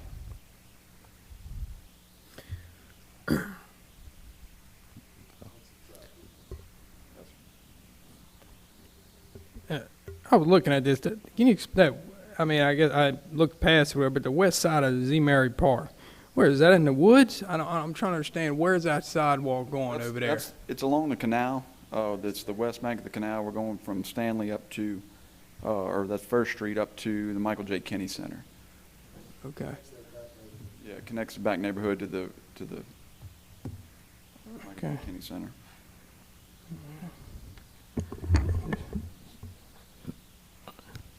So look, even with that, I see we're doing lights also, but it's not under this here contract? Yes, sir. That's a different contract. Okay. It's just crazy, I look at this stuff, we got a serious problem here, really. And I'm gonna say it right here to you, Jay. And when I meet and everything else, it seems like we have a problem with. I'm elected councilman of the district, my district. They want certain things and all, but when it comes to what it seems like what y'all want, sometimes it seems like I don't know where this little confusion here or whatnot, but there's things that you got behind the canal, you got other areas where walking traffic, high traffic, in certain areas, and lighting missing everywhere, and it's like it's so complicated and hard to get things done that are blacked out in my district, or sidewalks that aren't going to nowhere. And roads, but it's like, seems like if y'all don't want, I don't know if it's y'all or the administration or what, seems like it keeps getting lost. And then and go to some things that are like so hidden, tucked away by a canal. Like, I'm not saying that no need for that, but some of the other areas in Hammond, that should have probably been on one of the last, like behind some other We've issues. had builders build homes in that area. This is a few years back being asked for a connection from that area to the park, to the gym itself. Yeah, you just said you just said builder that building a home. There's places in the city that people have been paying taxes and residents forever, not new construction. I'm talking about other ones. I know, I'm just saying, like the people that have been residing in Hammond for a long time, like that have their houses that still don't have, they have traffic. Like the older areas, those are the areas that need things. What I'm saying is, and I'm not saying they don't need things, but I'm saying the priority, it just kind of, it's out of whack. And I don't know if it's a direction from the engineering or direction from administration or not, but it's just, none of the things, some projects seems like they get pushed and other projects, and it's not about me, it's any other district. I mean, there's a lot of other areas that are not in my district that are highly trafficked that don't have the sidewalks, and you're going to put some sidewalks in the back, and that's fine. I'm all for them. I'm not anti. And then lights. You got down 190. I've been fighting for 6 years to get lights on 190 with all this commercial tax dollars, and it's black, pitch black, going all the way to Winn-Dixie. Walking traffic all over the place, Winn-Dixie warehouse. And it's like, you're going to light up something in the back, which is fine. I'm all about lights. I've always been lights ever since I've sat in this seat. It's always been about lighting and just public safety and walking and everything else. And it's like, I just, it goes in one ear and out the other. And this year I'm really getting tired of it because it's the same old stuff I see over and over. 1 or 2 houses being built new, we're going to put probably a $400,000 improvement for that. I mean, and I'm not anti that, but there's other places that need a concentrate, need to connect it, and there's older places that have been in the district. Actually, Rural Carter, Scanlon, all area, they're probably one of the oldest areas in Hammond. It's all junked up and doesn't have any infrastructure improvements over there. It's right off the city. Church Street. I mean, that got pulled somewhere. So, then I meet with you and like goes in one ear, out the other, we write notes, don't get any calls back or whatnot. I mean, I'm really getting tired of that. And it happens every year. And I don't want to meet with you 20 times. I just want to get it done and get a plan put together, just like I had the drainage improvement in Westdale. The whole reason why I went in Westdale to get a drainage was a thing on Cherie. That's where it started. Then they had the water almost getting in the houses, foot high on the Belfast, and somehow it gets left off on Cherie. Now it's getting added to it, I guess. I mean, what are those pipes over there on Cherie laying down, 4 or 5 pipes? Is that the subsurface being put down on Cherie Drive in Westdale? Right now, you probably don't know anything about it? Yes. Okay. That's what those pipes are laying right there on the side of Cherie in Westdale right now. Is that it? Okay. I just want to make sure. So, I mean, it's just got to get a better. I met with the city the other day. I feel like the meeting went well. I met with Charles and the mayor. I think it went well. But every year I think it goes well. And some reason it gets pushed back. Budget time comes. Yeah, I'm very happy that I got one I-55 street light off the interstate lit up now. I'm glad. They've been pitch black for 10 plus years. The blackest, you can't even see anything coming off the I-55 over there where all those tax dollars are coming in there. There's corporate companies coming left and right on there, and it's pitch black. And so now we got one up. Mayor's working on the rest of them, but it took me 6 years to get here. And no telling anybody, and I'm glad to see it, and hopefully we can get them. They're yellow, I think, but, we'll deal with that later on. I'll be happy with all yellow.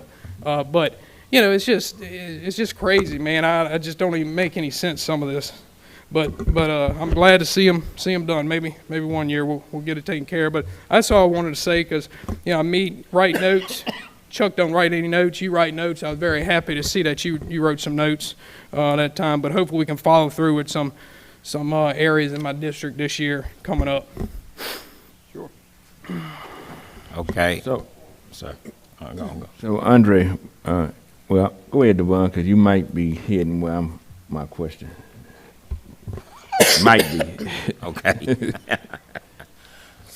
Mr. J, so the MC Moore Road, the footage from Church Street to Magazine, what's the footage on there? I think I calculated that at about 1,000 feet, 1,100 feet. Okay, I got 1,200. That might have been it. I think Yeah. right there. Okay. on Mississippi Street, the sidewalk from Mooney Avenue to Natchez. It's 1,300. 1,300, okay. West Morrison, what you got there? That was about 550, which that's about, a lot of work in there is related to ADA accessible ramps for the existing sidewalk. So we have sidewalk plus the installation of handicap ramps. Okay. The west side of Z-Mary Park, and this here was discussed right before the budget last year. And I think Sam had talked about it on East Stanley Street to the Michael J. Kennedy Center. And I'm really puzzled because you all thought it was in my district, and you found out it wasn't in the district. And I think Sam left this part off. Why are we putting a sidewalk on the canal? Because it's heavily trafficked. If you go there and look at it, there's a path that's been worn into there that people are using constantly coming from that neighborhood and, you know, I don't know why, to the Kenny Center. I don't know why To we'd want make it. it safe, there's a sidewalk and. Okay, I hear you, Mr. Mayor. And just to add, it also leads into, it gives alternate access into Zemurray Park, the backside of Zemurray. Yeah. I hear you because I see the second phase, you want to do it again in my district. And once again, it's like we throwing money away. Because we're talking about a canal, and I think that's the part being left off. And I'm quite sure the last new houses, unless y'all put a house up today, the last new houses were built there was on Washington Avenue.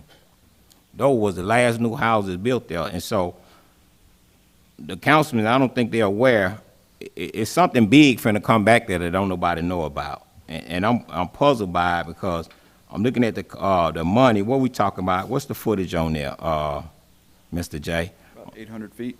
800 feet. Yes, that's what I got.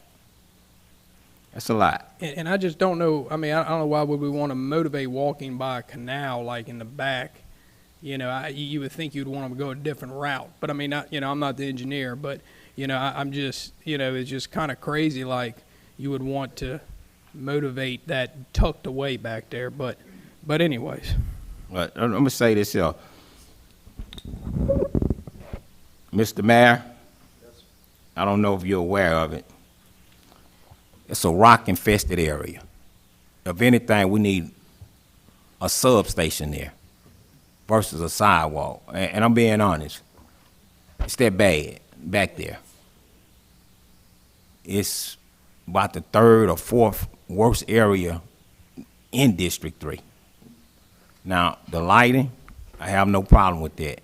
But the sidewalk, I have a problem with it because now you're going to do it again in District 3. But we're going to move on from that.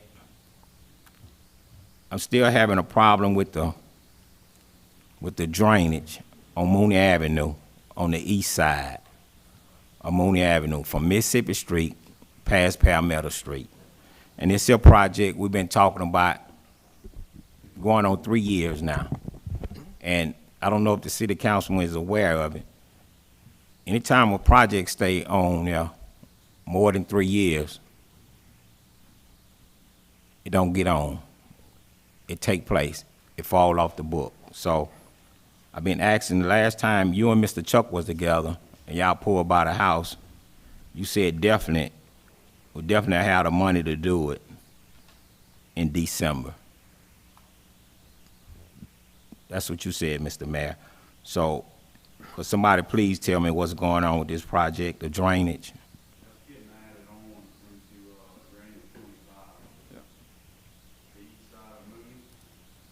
Uh-huh. And when that gonna be, sir? March. Okay. All right, then. And I'm finished. I just want to make one other comment. Jay, can you make note to where the next time like an issue like comes up like on like Alita Drive, like with that servitude issue, if I wouldn't have reached out, check and follow up with y'all, I would have never known that the drainage was not going towards Hardin because the elevations weren't correct going that way. I mean, I could have maybe, if you would have notified me when that happened, it was there for a little while, but when it's something like that comes up, it'd be nice to notify the councilman in that area there's an issue there, to where I could maybe get with the people a lot expedited a little quicker, to where we can get the project done. But I shouldn't have to reach out to get a problem if I didn't, if I didn't know there was a problem. I'm just wondering why it's not being done, and then sure to come out, to find out y'all had an issue with that. And typically, what we like to do is try to provide any council member with some alternative solutions, or at least have an idea or a plan when we come into something like that. So if we're met with one problem, we usually like to give anybody a couple of solutions to maybe look at, or alternates there.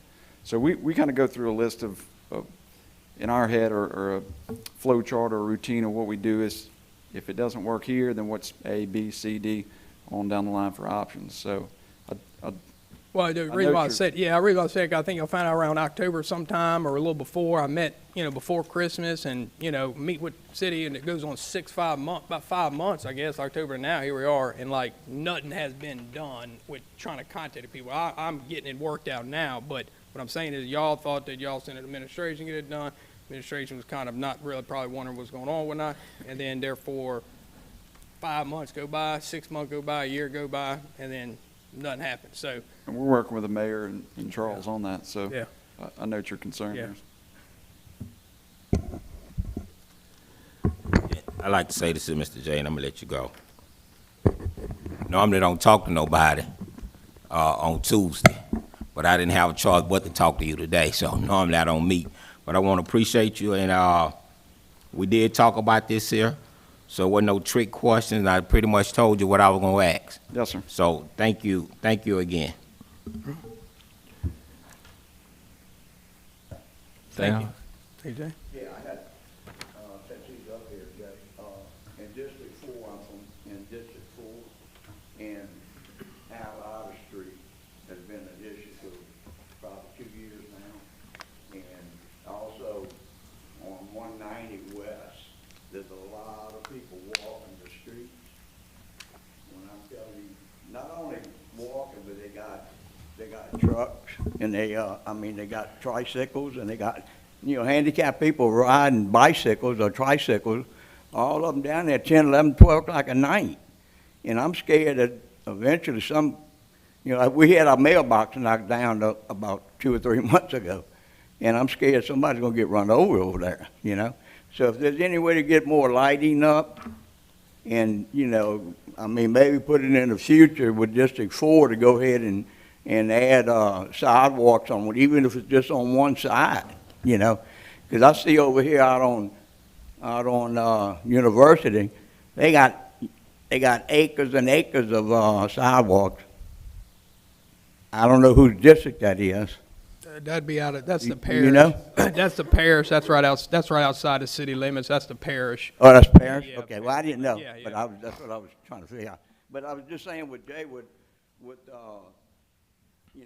Chuck, and see if we could get together and get something going, because we're really having a big issue right now. Yeah, and it's really dark, but hopefully we'll get that squared away. It's really dark over there at night. I mean, Yeah. no lighting at all. So. And you got people that work at Sanderson Farm, and some of them come out and they stand out on the highway, sometimes 30 minutes before somebody picks them up. And when Dixie Warehouse it's another warehouse now, whatever. Yeah. Now, right. Yeah.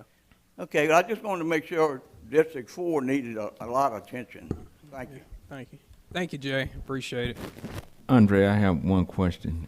With Councilman Wells asking was that the Natchez Street, or which one was the one? Okay. Before we proceed with a vote, he doesn't want that to go to Natchez Street. So how do we move forward with? Well, you've already placed it out for bid, so it's already in the bid, right? So what you could do is you could amend the contract. If the dollars are the same, then it was Right. zero change order, just to say instead of this place, that would you have to work with a contractor. Okay. You would adopt it as is, but there could be a change order if there's a $0 impact. Just move, instead of a sidewalk here, you put a sidewalk there. Okay. I just wanted to know how to proceed with the vote, that's all. Thank you. Anyone else from the public on this item? Is there any unreadiness? I make a motion to approve. Second. Councilman Leon. Aye. Councilman Wells. Aye. Councilman Andrews. Aye. Councilwoman Gonzalez. Aye. Councilman Divatario. Aye. Thank you, Jay. Resolution number 6. A resolution authorizing the mayor to enter into a master service agreement with Michael Baker International for engineering services at the Hammond North Shore Regional Airport. Charles Busher. FAA requires us, the airport, to have an airport consultant, an airport engineer. We submitted a request for qualifications, put it out there, advertised it December 17th, 26th, January 2nd. Had an opening on January 6th. There were 2 responses. The proposals went to a review committee comprised of myself, airport staff, and our purchasing manager. Pretty competitive. Both were very competitive. Ultimately, Michael Baker International was scored slightly higher than the other respondent, Garver LLC. We've run these numbers by DOTD Aviation and by FAA. There were no objections to the selection of Michael Baker as the consultant, so we're asking for the council's approval so we can enter into that agreement with Michael Baker. Okay. Anyone from the public on this item? We've used them consistently, correct? Yes. Okay. Anyone else from the council? Any unreadiness? Make a motion to approve. Second. Councilwoman Gonzalez. Aye. Councilman Leon. Aye. Councilman Wells. Aye. Councilman Divatario. Aye. Councilman Andrews. Aye. Resolution number 7. A resolution authorizing Skip Andrews, Council President, to request an opinion from the Louisiana Attorney General regarding investigations of the city building department. Councilman Andrews. Okay. Reaching out to the Attorney General, I didn't know when we started this process that a resolution had to be attached to this. So we drafted up this resolution. I'll sign it and we'll get it in so we can go ahead and get our answer back. They never sent a response or anything to what you sent already, huh? Yes, they They didn't send a response. letter or anything? Or? I got an email stating that they received what I sent. Okay. But when I called to find out about, well, actually Charles called to find out where they were in the process of receiving an answer, that's when we found out that a resolution needed to be attached to it.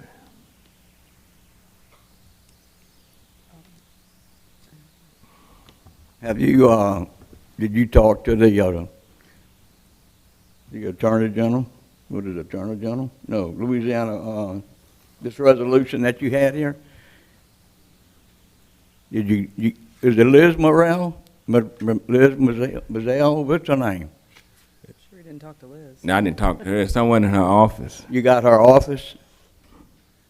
And what kind of response you said you got? I got an email back from them stating that they received what was submitted. So we called to find out what was going on in the process. That's when I found out from Charles that he was told that we should have submitted a resolution along with that. Had I known that from the start, it would have been submitted then. So you say Charles told you this? Right. So how long is that gonna take to do, apparently?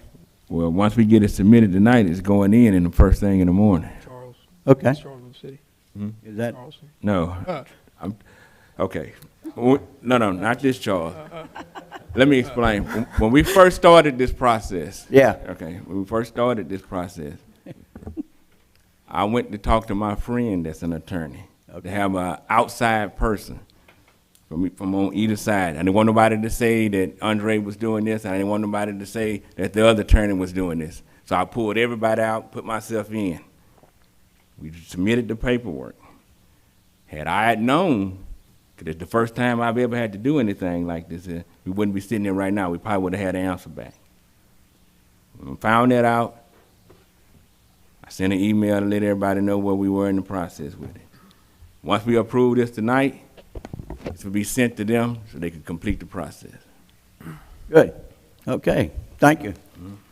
Real quick, Charles, did you ever get the permits, Carly, Councilwoman, Gonzalez requested a while back, I think, some permits that you requested that were sent in. Did you ever get them?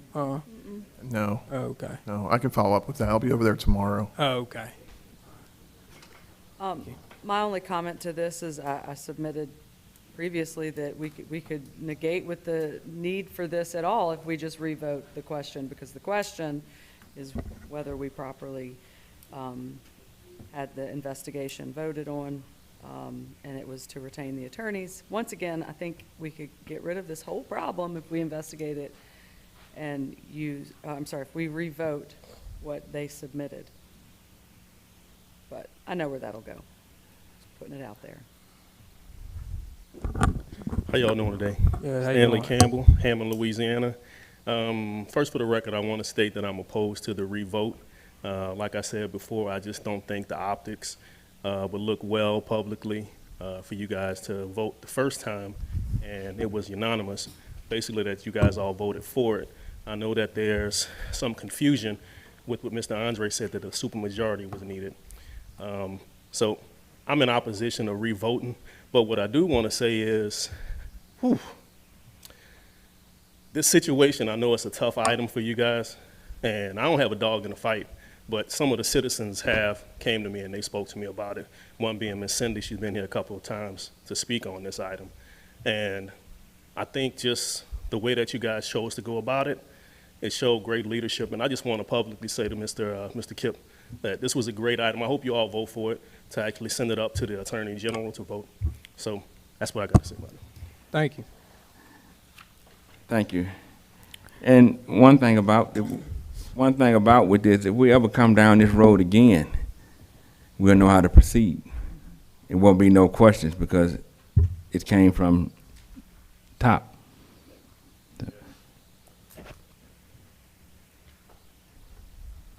Make a motion to approve. Second. Councilman Leon. Aye. Councilman Wells. Aye. Councilman Divatario. Aye. Councilwoman Gonzalez. Aye. Councilman Andrews. Aye. Reports, Mayor? We had a very successful Super Bowl out at the airport. We were a relief airport for Morzant, New Orleans International. Big thanks to the police department for the security out there. Also to Carla Tate and her team at Tangi Tourism for having bags to give out to all of the folks who flew in to our airport from as far away as Brazil. All the responses we've had from the folks that loved the hospitality we had and the care that they were given while they were here with their equipment, their airplanes, and it was a very successful event for the city of Hammond. Thank you. Any council reports? Yeah, I do, but got a gentleman, he talked to me today. You can come up, sir. Yes, sir.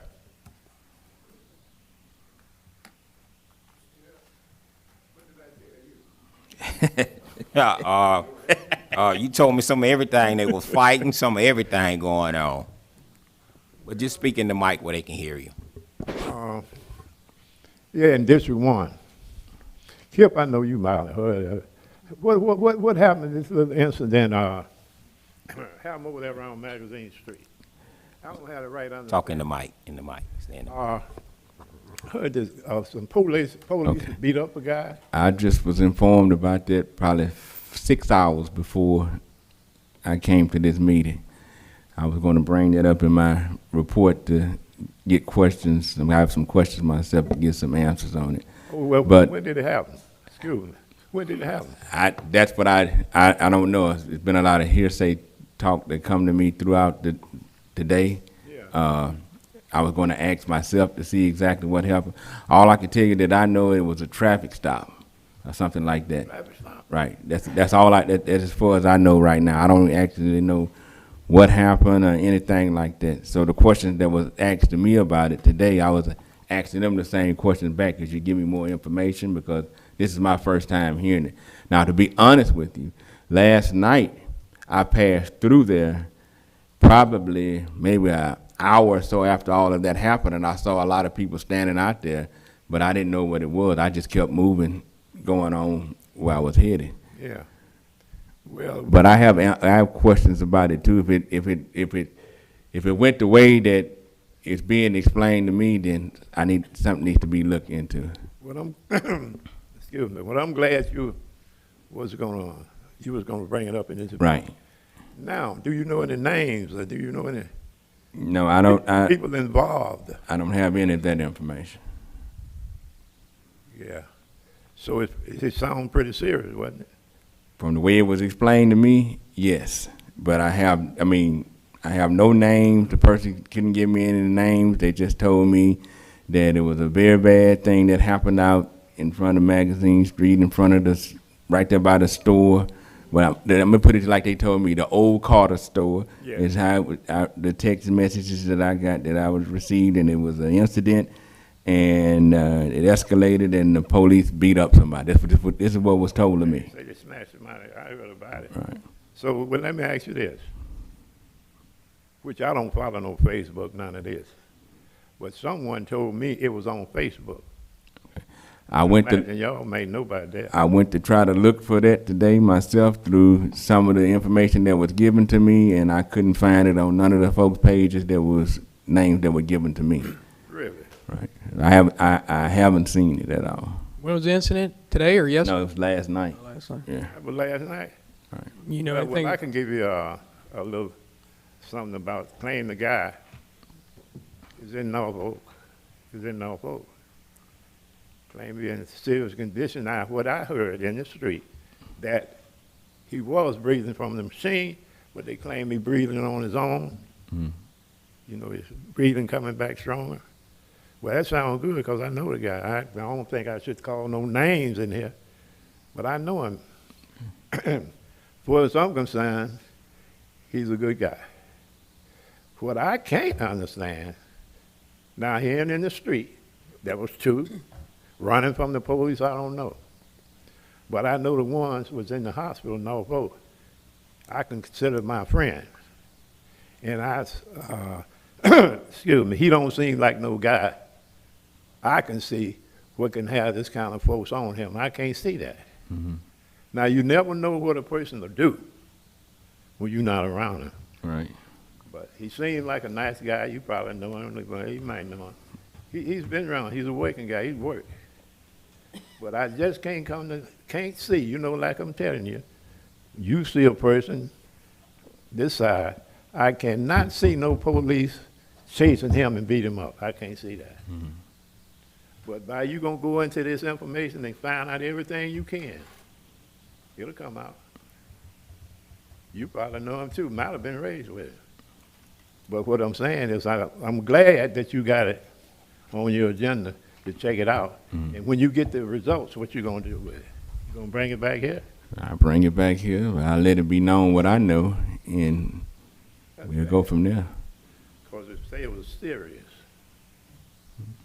like I'm saying again, I'm gonna let you have it. I don't see how nobody could beat him up. He's not no violent guy. He work all the time. He got a wife. But like I said, you never know what was going on. Right. So I'm glad of that. No, all you. No, thank you for bringing it up. And I'll say this here, and I tell everybody this. Right now, we're in dangerous time. Yeah. I don't care who it is or what it is.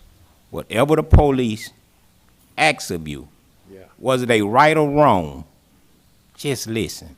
Because in our situation, we black. We don't have a chance. Best thing to do is just listen. That's right. And I'm sitting here saying this here, that's for you to go back to your area and tell them whatever the law enforcement tell you, just listen. I say it all the times. I got a lot of calls this week about law enforcement in our area. Have your insurance, have your registration, have your driving license. In my glove compartment. It's nothing that I can do for nobody. Whatever the laws tell you to do it. That's right. And that'll keep down a lot of confusion. Really? Kip can't answer that. I can't answer that. Because we don't know, just like you said, and I thank you for saying that. We only see a person right here. Right. But once they leave, we don't know what they do, because guess what? I was that person. Once I left off Mooney Avenue, I was bad as hell. Yeah. Didn't worry about what nobody say. But in the meantime, the laws wasn't like it is now. Because they'll call Kip grandpa, they'll call his uncle, and say Devon doing this. We don't have this in our community. But I'm glad you brought it up, because Mr. Sam Paul back there right now, we had shooting in the neighborhood today. Shot through a woman's car. Mr. Mayor, you know anything about that? Yeah, right down from Hammond Junior High. Really? And yes, so high-speed chase, all this will take place. And Kip, just like me, people have to tell me. And you tell me, Sam tell me, you gonna leave out 2 words, Sam gonna leave out 4 words, and next thing you know, we don't really know the true story. But anybody, for your community to my community, just do what they say. And this is what I tell everybody. You got a chance to talk about it. A lot of times, Ronald Green, he did. He didn't get a chance to talk about it. That's how real it is. So best thing we can do is just tell them, do what the laws say. Yeah. And you know another thing, Will, that a lot of these guys you see got these felony charges against them. Now, we don't know all of this. We know the person. You see, some of these guys, that felony will make them run when they see the police, especially if you get close to them. They take out running. Some of this might be in the picture. You know about these felonies caught with guns and can't have a gun. A lot of that bring on stuff, too. It do. It do. So what I'm saying is, we normally know those guys. Yeah. The guy came up on them. Well, best thing for them to do is throw their hands up. Yeah. Throw their hands up and say, sir, what do you need? Yeah, but you see, you just can't resist no officer like that. If they tell you something, do it. Thank you. They didn't stop me and ask me questions about such and such thing, surprised me. They say, you can have a good night, Mr. Jack. All right. You know, that surprised me. But like I'm saying, they got good and bad everywhere. Yes, sir. But something in the open, in front of people beating somebody. They got cameras, they're wearing jackets, or what have you. Something coming out of this skill. Because it was, Ralph magazine, it's some footage there somewhere, isn't it? Yeah, it should be, better be. Better be, Yeah. like the police officer had to have Yeah, on. they should be. Okay, I ain't gonna hold you no more. But it was a sad situation because I know the guy well. Just had talked to him not long ago.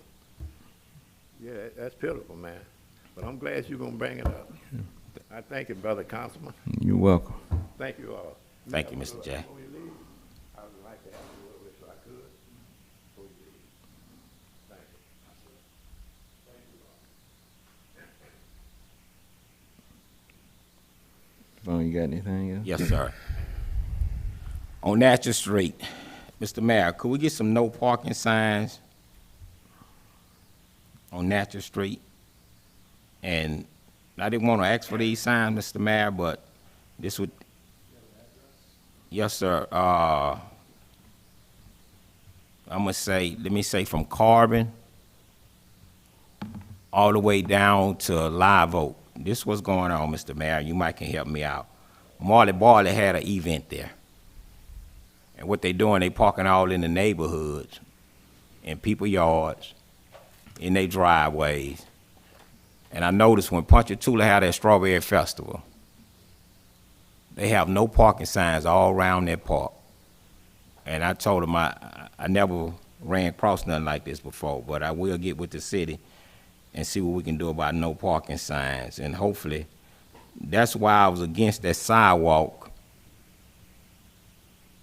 from Natchez to Harrow. That's why I'm against that sidewalk, because them trucks gonna end up messing the sidewalk up. It's not gonna hold up. And then, if I see anybody parked on the sidewalk, I'll be mad, especially a new sidewalk in District 3. And in front of this here building here, the council chamber, it is plumb dark once we leave out this building. I don't know what's going on, but it's dark. It's not a safe area to be in.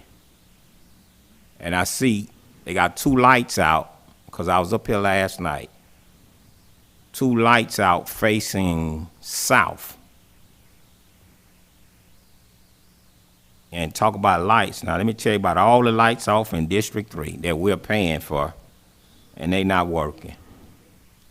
What could we do about it? Mr. Mayor, I said this here several times. And if not, just give me an answer. Could we get someone to ride out please, in District 3, pretty much all the districts, they ain't just gotta do District 3, ride and see the lights that's out that belongs. I've had a conversation with Robert Williams, he lives right there by you, that he should be riding out in the mornings when he goes to work, as well as Ace, who should be riding around as well, so, and flagging and getting with Dory, if it's an energy light, to get that taken care of. Well, I'll jump back on that tomorrow. okay, well, they got a light out in front of Mooney Park. It's been out for a year and 2 months now. I know that for a fact. Then they got a light on the corner of Mooney Avenue and Phoenix. It's been out for 3.5 months now. They got a light out on J.W. Davis in Phoenix. It's been out since the last storm, Ida. And tell me this here, if you can, will they do this here? Could they put a marking in the road? Can I put a marking in the road? I don't want to jump no ditch. I don't want to do nothing. I want to make it easy as possible. So when energy come out, they'll see a red line or a yellow line or something that they'll know where these lights out. They told me about the location and stuff, how you locate the pole and stuff, but this is what's going on with that app. That pole don't line up. Well, they're with that supposed app. to actually flag it as well. Well, I put orange ribbons because one time BJ, and he was in here, he gone now, he had gave me some ribbon to put on the pole. I put the ribbon on the pole. The ribbon turned from red to orange and orange to now it's gone. But I'm asking could somebody from the city do this here? Absolutely. Okay, and I'm going to say this here. I've been asking about this here. Tracking device. I know they have it on some vehicles with the city, but that street, that stump grinder, it was used by the city employees. It got in a stuck. They had to go get the stump grinder out the stuck. I don't know if you heard this or not, but see, that's why I say this here. If we had tracking device, we will actually know the truth on what's going on. Yeah, that was at 2 in the morning with a personal vehicle on it. What you mean? So we had an employee that had that stump grinder attached to his vehicle at 2 in the morning and got that thing stuck. So no longer with us. But anyway, that will be one of the next ones, and the equipment out. We've already started tracking. Building and permit, code enforcement's been done. Water and sewer will be done next, and lawnmowers, backhoes, stump grinder for streets as well. We're working on Jackson Park. The cameras have been installed out there as well. Dispatch can see those. So we're That's good. tagging. We're getting that done with our assets. So there's no cameras at the barn? Where they keep these items, there's no cameras That there? item was apparently off of Sun Lane at the other spot we used to have. It was being stored there because they were working on a job over there. That being said, why he would have had that on his personal truck at 2 in the morning, beyond me. You finished or you? Yeah. The street sweeper, is it working right now? Oh, yeah. Can Especially we- when it rains, we get out there with Can we get it in Westdale? Yeah, because I think it went out there a while back when I called it in there. I think it broke over there, and so I don't think they came back. So try to Should get. be raining tomorrow. so Okay, we'd probably let's try to get that, and then let's see what else. The new building over there on Robin Hood Drive, 138, the dance studio. It seems like they're having a pretty bad sewer smell in there, and I brought it up several times already before, but I'd like to try to get it verified to, see if it's something on our end or if it's something on their end, or when it's a brand new building. So I'd imagine it. Usually when you smell something like that, you may have a lift station close by. Yeah. That's malfunctioning. Yeah, so 138 Robin yeah, Hood. Robin Hood, and I know we have money over there. It was on a district capital project to get. I think that one maybe redone, replaced, or something. So if we could pinpoint if that's the issue and a kind of a timeline of when they plan on maybe starting that one, so I can let them know if that's pretty much identified that might be the problem or whatnot. And then, let's see, I think, yeah, just got some potholes. I sent the email, just want to make sure we ride through Villa West with the potholes, because there's that Maru, Denise, I think, whatever, right there by the dealership, right by the dealership, there are a lot of trucks go in and out of there, so that's wearing. And then Rue St. Martin, there's a lot of wear over there. So I appreciate it, and thank you.